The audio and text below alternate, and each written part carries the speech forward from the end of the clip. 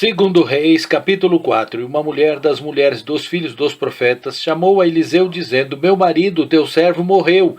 E tu sabes que o teu servo temia o Senhor, e veio o credor a levar-me meus 2 filhos para serem servos. E Eliseu lhe disse: Que te hei de fazer? Declara-me que é que tens em casa. E ela disse: Tua serva não tem nada em casa, senão uma botija de azeite. Então disse ele: Vai, pede para ti vasos emprestado a todos os teus vizinhos, vasos vazios não poucos. Então entra e fecha a porta sobre ti e sobre teus filhos, e deita o azeite em todos aqueles vasos, e põe à parte o que estiver cheio. Partiu, pois, dele e fechou a porta sobre si e sobre seus filhos, e eles lhe traziam os vasos, e ela os enchia. E sucedeu que, cheios que foram os vasos, disse a seu filho: Trazei-me ainda um vaso. Porém, ele lhe disse: Não há mais vaso nenhum. Então o azeite parou. Então veio ela e o fez saber ao homem de Deus, e disse ele: Vai, vende o azeite e paga a tua dívida, e tu e teus filhos vivei do resto. E sucedeu também um dia que, indo Eliseu a Sunem, havia ali uma mulher grave, a qual o reteve a comer pão, e sucedeu que todas as vezes que passava ali, se dirigia a comer pão. E ela disse a seu marido: Eis que tenho observado que este que passa sempre por nós é um santo homem de Deus. Façamos-lhe, pois, um pequeno quarto junto ao muro, e ali lhe ponhamos uma cama, e uma mesa, e uma cadeira, e um candeeiro, e há de ser que, vindo ele a nós, para ali se retirará. E sucedeu um dia em que veio ali, retirou-se àquele quarto e se deitou ali.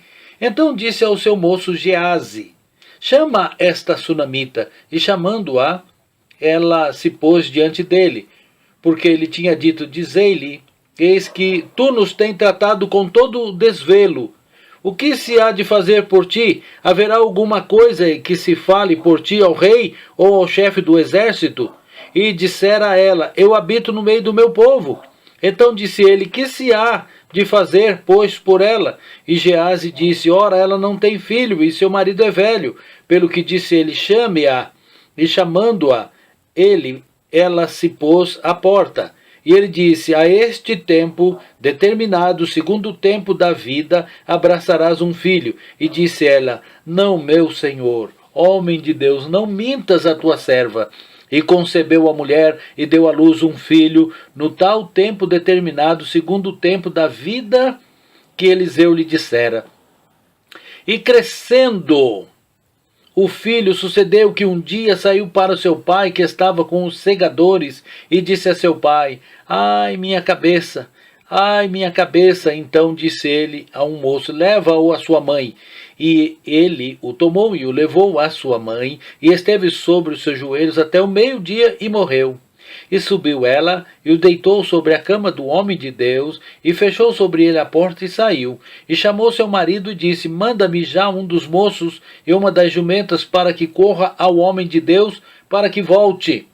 E disse ele: Por que vais a ele hoje? Não é lua nova, nem sábado. E ela disse: Tudo vai bem. Então abordou a jumenta, e disse a seu moço: Guia, e anda, e não te detenhas no caminhar, senão quando eu te disser. Partiu ela, pois, e veio ao homem de Deus, ao Monte Carmelo. E sucedeu que, vendo o homem de Deus de longe, disse a Geazi, seu moço: Eis aí a sunamita. Agora, pois, corre-lhe ao encontro e diz-lhe: Vai bem contigo? Vai bem com teu marido? Vai bem com teu filho? E ela disse: Vai bem. Chegando ela, pois, ao homem de Deus, ao monte, pegou aos seus pés. Mas chegou Geazi para retirar. Disse, porém, o homem de Deus: Deixa, porque a sua alma nela está triste de amargura, e o Senhor me cobriu e não me manifestou. E disse ela: Pedi eu ao Senhor algum filho? Não disse eu: Não me enganes? E ele disse a Geazi: Cinge os teus lombos e toma o meu bordão à tua mão e vai. Se encontrares alguém, não o saúde. Se alguém te saudar, não responda. E põe o meu bordão sobre o rosto do menino. Porém disse a mãe do menino: Vive o Senhor e vive a tua alma, que não te hei de deixar. Então ele se levantou e a seguiu. E Geazi passou adiante deles e pôs o bordão sobre o rosto do menino, porém não havia vida nele, voz nem sentido, e voltou a encontrar-se com ele, e lhe trouxe aviso, dizendo: não despertou o menino. E chegando Eliseu àquela casa, eis que o menino jazia morto sobre a sua cama. Então entrou ele e fechou a porta sobre eles ambos e orou ao Senhor. E subiu e deitou-se sobre o menino e pondo a sua boca sobre a boca dele e os seus olhos sobre os olhos dele e as suas mãos sobre as mãos dele, se estendeu sobre ele e a carne do menino aqueceu. Depois voltou e passeou naquela casa de uma parte para a outra, e tornou a subir e se estendeu sobre ele. Então o menino espirrou 7 vezes, e o menino abriu os olhos. Então chamou Geazi e disse: chama essa sunamita. E chamou e veio a ele, e disse ele: toma o teu filho. E veio ela e se prostrou a seus pés, e se inclinou à terra, e tomou o seu filho e saiu. E voltando-se Eliseu a Gilgal, havia fome naquela terra, e os filhos dos profetas estavam assentados na sua presença, e disse ao seu moço: põe a panela grande ao lume, e faze um caldo de ervas para os filhos dos profetas. Então um saiu ao campo a apanhar as ervas, e achou uma parra brava, e colheu dela a sua capa cheia de coloquíntidas, e veio e as cortou na panela do caldo, porque as não conheciam.